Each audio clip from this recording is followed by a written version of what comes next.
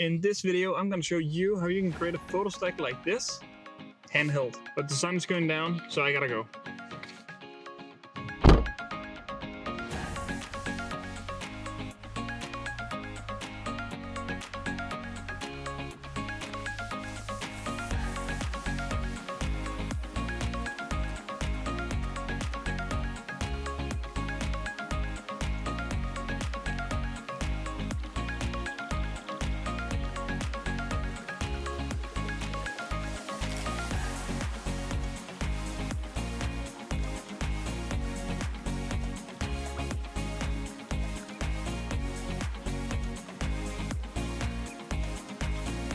Hi and welcome. So right now I'm out here in the Danish April.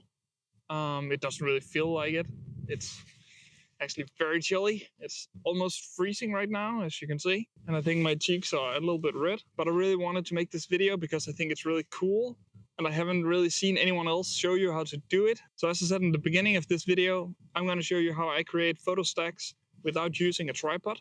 And I know that sounds a little bit weird. We all know we need to lock our cameras down on a tripod.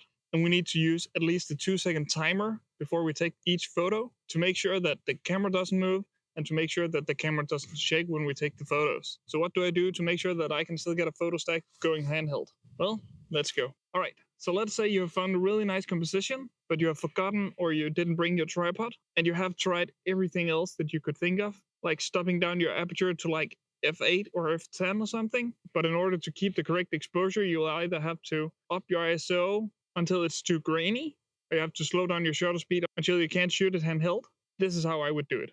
So there's a few things that can help you in your gear. For instance, it's really nice if you have a camera with in-body stabilization, as well if you have a lens with stabilizations as well. The second thing is that you need to keep your camera in manual, and you need to use manual focus, right? So we're just gonna put that in manual, let's say. Now, just to talk about what we're gonna do is simply just hold the camera and then shoot continuously while changing the focus front to back or back to front.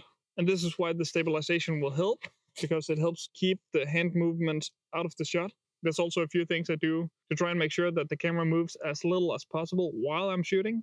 Let's say you don't even have a strap. You don't just hold your camera like fully out while doing it. You need to get the camera as close to your body as possible and with as many points of contact as possible. So if you can get your eye to the camera as well, then you have 3 points to help stabilize your camera. So right here, I'm gonna try and take a photo of the bridge while also trying to get the power lines in focus. And I'm just gonna go down here. I've set my exposure. Hopefully I don't fall in the water, but you never know. And you just heard it. Another tip is to, right before you shoot, slowly breathe out and then push the shutter. I found that this trick works like 8 out of 10 times. There can of course occur problems since you are shooting handheld, but for the most part, the technology we have today is just great. Should we try and move on?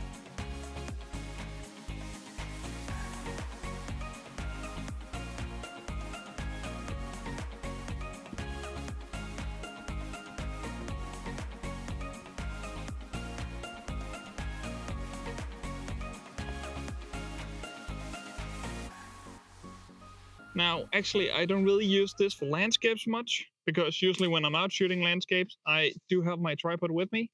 Right now, I'm using it for this camera. However, if I'm shooting a wedding and I have to take photos of the rings, I usually like to keep the whole ring in focus on some of the shots. And this is a quick and easy way to do that without setting up for like 10 minutes to get one shot. So this way I can just put them down, get the composition, and then just take the photos and move on with my day. And to show you how that works, I found this little mushroom here on this tree. And that means I'm gonna have to use my macro tubes because I didn't bring my macro lens. Just gonna quickly do that. And it is very simple. There's a link down below if you want to check it out. Like that. And again, hands into your body, camera at your face. And I'm gonna see where is this one here. And it goes all the way out to this one, okay. And I'm gonna do it like this. There we go. I usually like to take it a few times just to make sure that I have few attempts when I'm back at the computer as well. Because as I said, it doesn't work every single time. So better safe than sorry. All right, so the sun is basically gone down now. which means that it's time for me to head back to the computer in order to show you how to stack these photos. And instead of you watching me walk all the way back, I'm just gonna do this. And there you go, we're back at the computer, and I have already picked out the photos what I'm gonna use. I'm going to talk a little bit more about it. And as you can see in the image with the bridge, I only have 2 photos picked out because that's really all I needed to get a completely sharp image. We have the first shot here where we have the focus on the bridge. As you can see, it is nice and sharp. And again, with the water line here, also very sharp all around. And then the other photo here is for the background. This is where the trees in the background and the power lines are in focus. And I know this is not the greatest photo in the world. This is simply just to show you how to do it if you're going to do it yourself. But for this video, I'm going to focus on how to do it inside Photoshop. Alright, and to do that, we're going to do the basic corrections. And I'm going to send them into Photoshop by selecting both of the photos. I'm going to right click and edit in. And then I'm going to open up as layers inside Photoshop. And Photoshop is just going to open up. And now that they're both inside Photoshop, we can select both photos and go up to Edit, go down to Auto Align Layers, and then we're going to click Auto. And this is because I was doing this handheld, which means that I need to align them as best I can. And for that, I'm just going to use Photoshop. Now that that's done, you can see that there's a little bit missing out on this side and a little bit up here in the top. And if we click this on off, there you can see the difference in the photos. They are completely aligned, so that's perfect. And now you're just going to do the same as if you were on a tripod, which means that you're just going to go back up to Edit, down to Auto Blend Layers, and then you can stack images, and then you can just hit OK. It's going to take about a minute or so, and there we go. It should be merged. We can zoom in here and we can see we got the sharpness of the bridge, and we can move to the background here and we can see that we have the sharpness in the power lines. Simple as that. All right, so here we have the photo. Now what we can do is just simply go in and just clean it up as if it was just a normal photo. Let's see if we can get these guys away just like that. And go up to here and see maybe that sign in the background is not that pretty, so let's just get rid of that. And as I said, this trick works like 8 out of 10 times.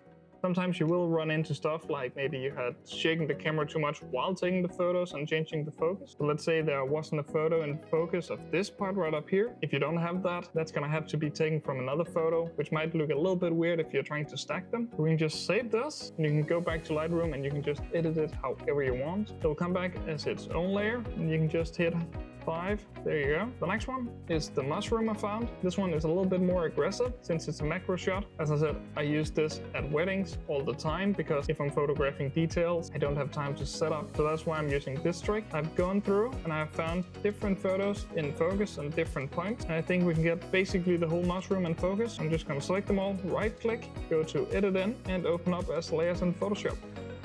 And while we're waiting, if you like this video, hit that like button and tell me in the comments what you want to watch next. Here we go. Just gonna select them all, go up to Edit, Auto Align, and Auto. And since I moved the camera a lot here, they're not gonna match very well. So as you can see right here, we have some butts in the sides and in the corners where it doesn't fit, but that's okay. Now, again, we're gonna go up to Edit, Auto Blend, and hit OK to stack images. If you're doing it with this many photos, it can take a while. So just keep that in mind and maybe bring something to play with or relax with. All right, look at that. Deselect, and there we go. Look at that. It's basically sharp from front to back. It's a little bit out of focus in the front here and of course in the background here, but other than that, I think that looks really nice. And you can see how easy that was for me to do. I didn't need to bring a tripod. I didn't need to set up for a long time. This was just very quick and very simple. And again, if you want to clean anything up, you can go in here and you can just clean up right on the merge layer. I actually think I found something up here. This right here looks a little bit weird, and these artifacts will also appear if you're just merging normal photos. And yeah, so that's just a thing to keep in mind. I'm just gonna quickly go healing brush here and just paint over it, not make it as noticeable anymore. Take it away a little bit. Yes.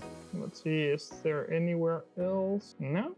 Yes, a little bit down in the corner here. That's also where we had the problems, and back up here. And I think that's it. There we go. we got a nice photo of this mushroom. I don't usually shoot mushrooms, but I'm happy it was there so I could show you how to do this. This is just one of the images, and this is what we got. As you can see, it is way more in focus, it's way sharper, and I would consider this one a success. So here we go, we got the two photos, both very nice and very sharp, and now they're just both ready for editing. I hope you can see that this tool is very nice to have, but this is not to throw away your tripod. This is just another tool in your tool belt that you can use if you need to. If you have any questions, hit them down below. I promise to answer as many as I can. And also, I think you will really like this video right here. So hit that, and I'll see you in the next video.